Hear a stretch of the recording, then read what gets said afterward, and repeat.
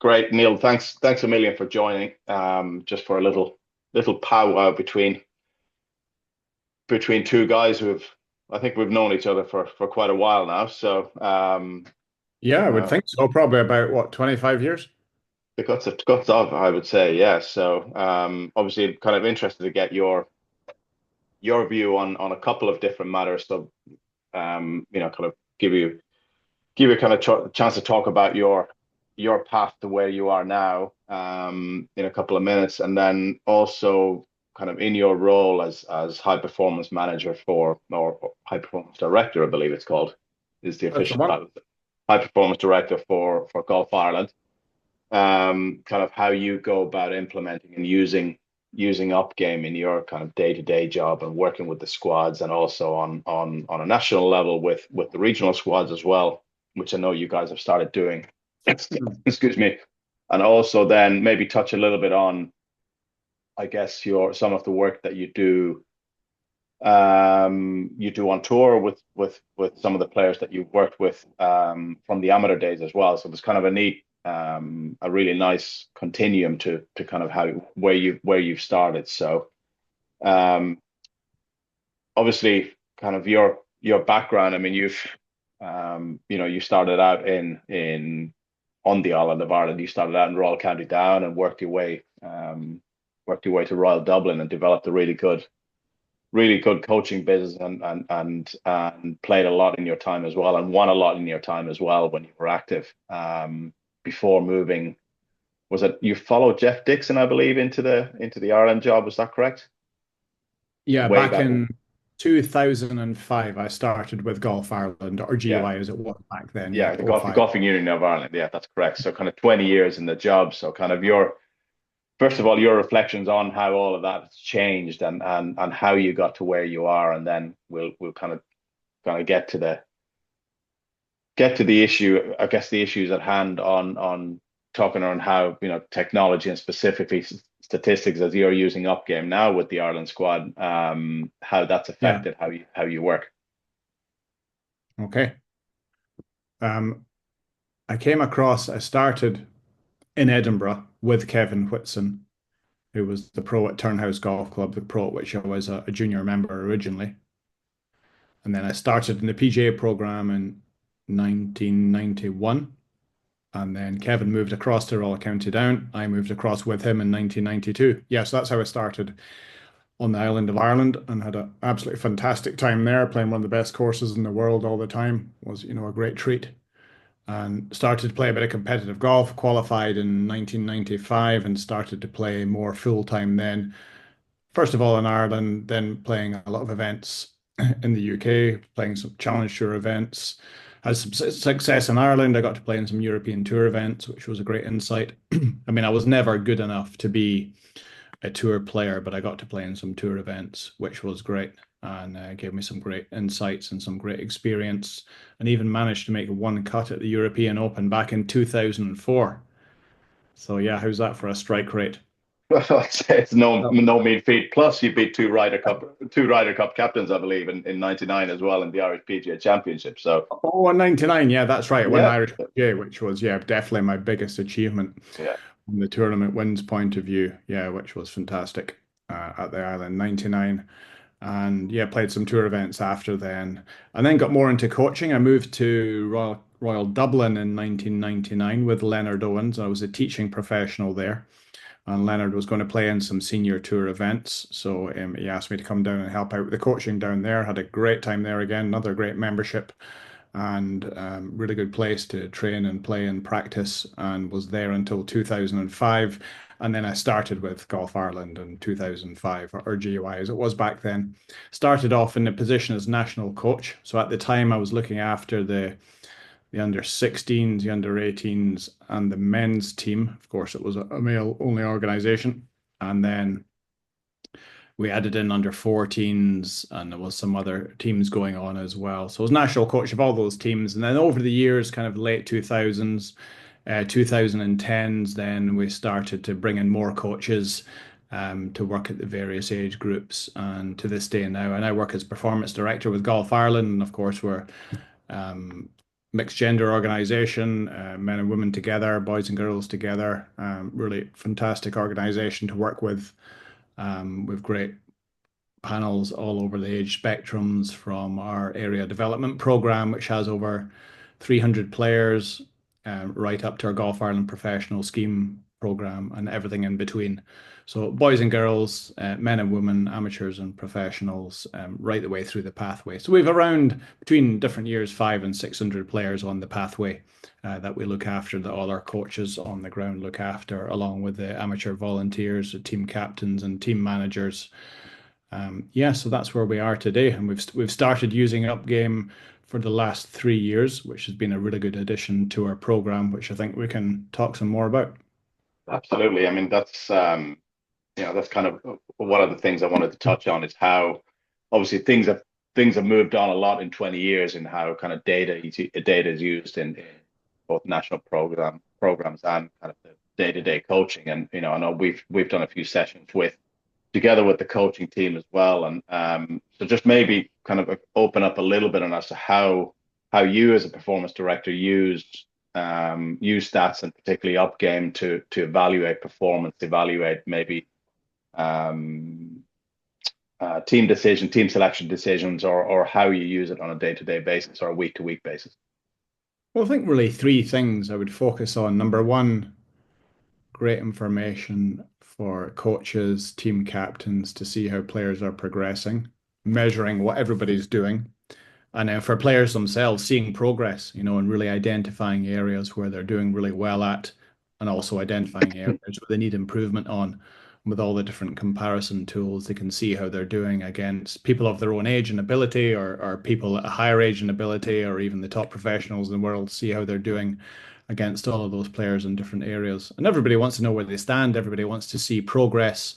And it's a great way of measuring what you're doing and where you are, along with your tournament scoring. That's difficult to measure against people of different abilities that aren't playing in the same tournaments as you. But when you break it down into your individual shots, whether it's your short game prowess or your proximity to the hole from different distances, or how many fairways you're hit, or whatever metric you want to look at, it's a very interesting way of monitoring your progress. And I think a great tool, certainly we have a large pathway with a lot of different abilities of players in it.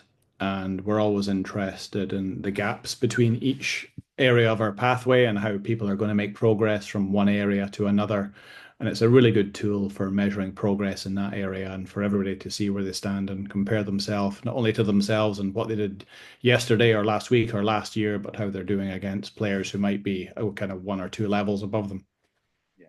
Is there something in specific, any kind of specific stats that you would look at, or do you have some kind of a battery of stats that you tend to keep an eye on when you're evaluating players or evaluating talent? Well, I think we're still looking at that as in what would be a really good template to just narrow down on and focus on across all the different areas. So number one, everyone's different and everyone needs to look at, all the information they're recording and what data they're getting from that in their own way to see how they can make improvements. But from a kind of a large scale point of view, where if we're looking at the whole program, we want to see what players are doing at each area, from our area development side, our kind of young up and coming players, to our performance development side. They're players, boys and girls, trying to get on our national program, trying to play international events for the first time. So we'll be looking at their stroke averages, and then deeper down how that's filtered down into different abilities in different areas. And then up to our professional players or our national squad amateurs, they then can compare themselves to players of their own areas because there's much more data available now. So I think two things, the players themselves, it's all different for them. From our kind of system point of view, we're still working towards an area where we can say, right, these are our really key metrics we want to keep an eye on right the way across our program. And we're going to focus on those and push those out to our players to see how they're progressing in those areas.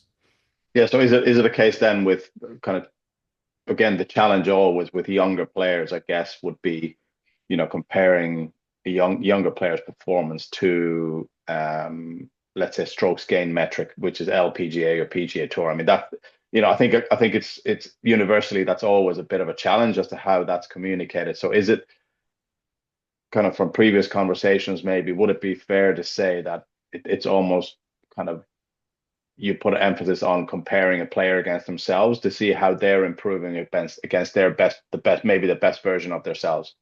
Very much so. I mean, that's most of what you can do, isn't it? Bettering yourself and being a better player than you were last year or last month or last week.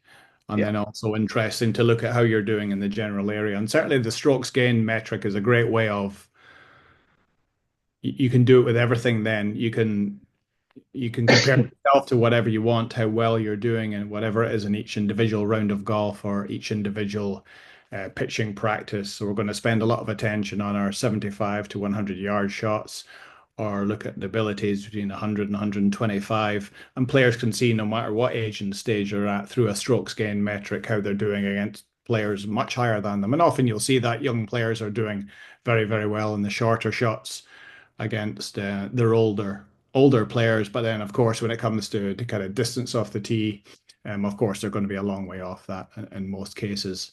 But I think through strokes gained in each area will be our most valuable way of looking at things going forward. good, good.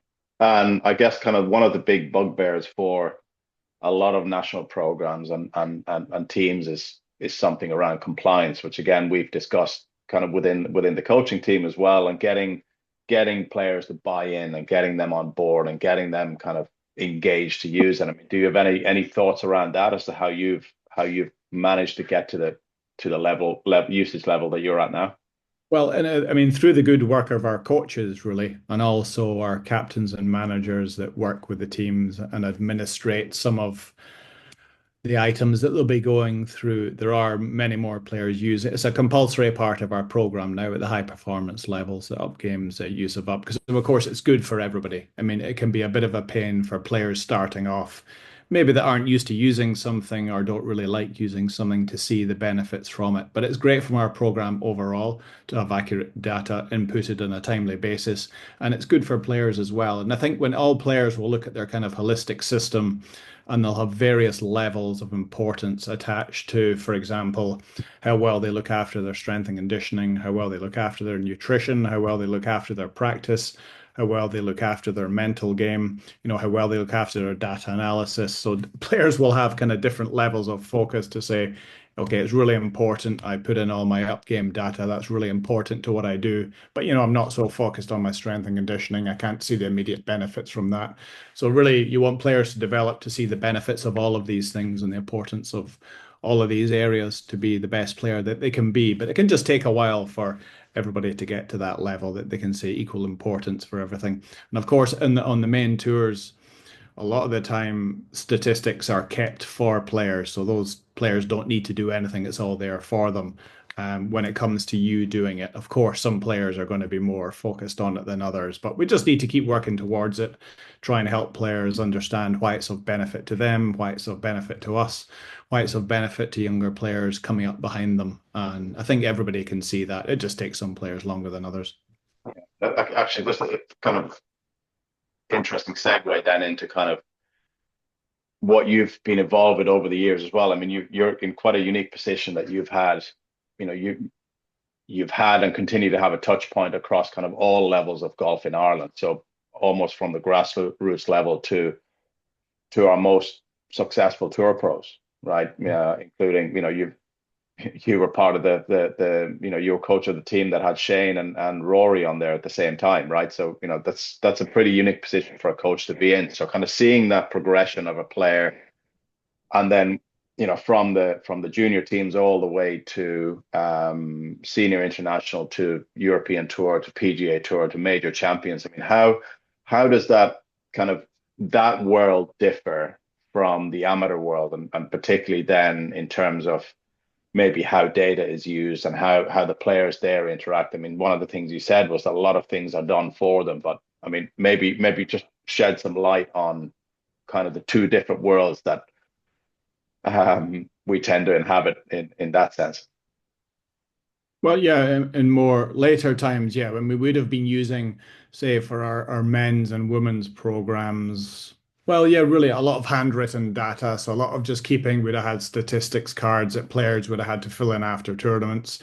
For example, the amount of fairway or how well they were in position off the tee, the amount of birdie chances they had within 10, 20 feet, the amount of birdie chances they had within 9 feet, the kind of conversion rate along them, how many feet of putts they held. So I guess in previous years, a lot of handwritten stuff that would have been put into a small kind of body of information, but certainly nothing global across the whole program. And then looking at our top PGA Tour players and LPGA Tour players, when all the statistics are done for them and players can really dive into a lot of very detailed information if they want to. There's some headline data there for them if they just look at that, how proficient strokes gained in total, strokes gained from the tee, strokes gained in approach, putting, and so it goes on. So players can look at that and all the data is done for them, so they don't have to do anything. So yeah, quite a difference from the amount that's available now and the amount players can use that for their own performance analysis. And at the same levels, you were asking me earlier about players' kind of compliance around adding in the data. It's the same at the top level. Some players will look at it quite a lot down to, how well they're doing from 125 to 150 yards out of the left rough compared to other players. And, other players will give it a very kind of, okay, I'm doing pretty well in these areas. As long as I'm in the kind of top 50 or 60 in each of these categories, I know I'm doing okay against the best players in the world. And then other players will be, they're obviously very good at some area, so it might be off the tee, it might be in their approach shots, it might be in the short game, and that might be consistently very high ranked, and they'll look to that to be consistently high ranked because that's really the strongest part of their game, and they need that to be very good to continue to be as good as they are. So different approaches there as well, but the information is there for each player to get out of it, whatever they want to get out of it. And again, players will kind of not get caught up in it too much because there's so many variables in golf, isn't there? We can be focused on one thing for a while and then something else goes off. And we've had all sorts of stories over the years where players have tried to get better and tried to be more like somebody else, but it ends up making them worse because they're moving away from what they're best at. So that can be a really area you need to tread very carefully in as well. And then now with our use of up game and our players coming through the pathway, so we have our national squad players on it. We've moved down to our regional squad, our performance development area. So that they'll just be used to that then, and like the players on with many successful players on the LET now, and that's part of their contract as well, that they need to fill out all of their up game data on that. So I guess culturally wise, people will just be used to doing it coming through the program, and in years to come, it'll just be part of your overall performance analysis. Like I said earlier, it'll just be strength and conditioning, and in previous years was not looked upon as favorably as it is now.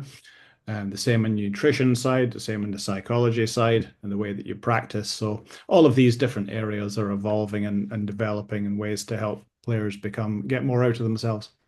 Yeah, and is there something, I guess, just to maybe finish up on, in terms of all of this information, whether it's stats and technology information. I mean, how has that kind of influenced your coaching over the years? And how has your coaching evolved with the use of, let's take for argument's sake, or if it has, with the aid of, say, launch monitors, better statistics. I mean, has your approach to coaching changed, or is it still pretty much the same? I would say pretty much this. I think everybody develops a lot organically without really knowing it. Some people get very reliant on technology and have all the latest gadgets and then move on to the next one as soon as the next one comes along. Some people are very kind of resistant to it and always kind of coach the same way they have. I'm probably somewhere in between where I've used a fair bit of technology, but still stay true to kind of core principles of controlling your club and controlling your ball flight and practicing all your different distances. I guess in a general philosophy, I've always tried to help players practice like they're going to play on the course. So lots of practice games, lots of kind of game specific training rather than hitting a lot of balls. Launch monitors come in, we're really able to track even things like spin rates are very good from launch monitors, which is it's pretty straightforward to see how somebody's ball's flying from down the line to see its starting direction, its curvature. But spin rates are really interesting one to keep an eye on for good driver fitting, or good 3-wood fitting, areas like that where technology can really help. So yeah, the link with TrackMan and UpGame is very, very good, and a great synergy there. And no doubt the platform will get better and better. And then all players are used to, growing up with this, as we would call it, new technology. It's just Yeah. normal to them, the amount Yeah, of it's play. normal technology now. It's not really new Exactly. anymore, It's right? just it's just normal, not much novel to it.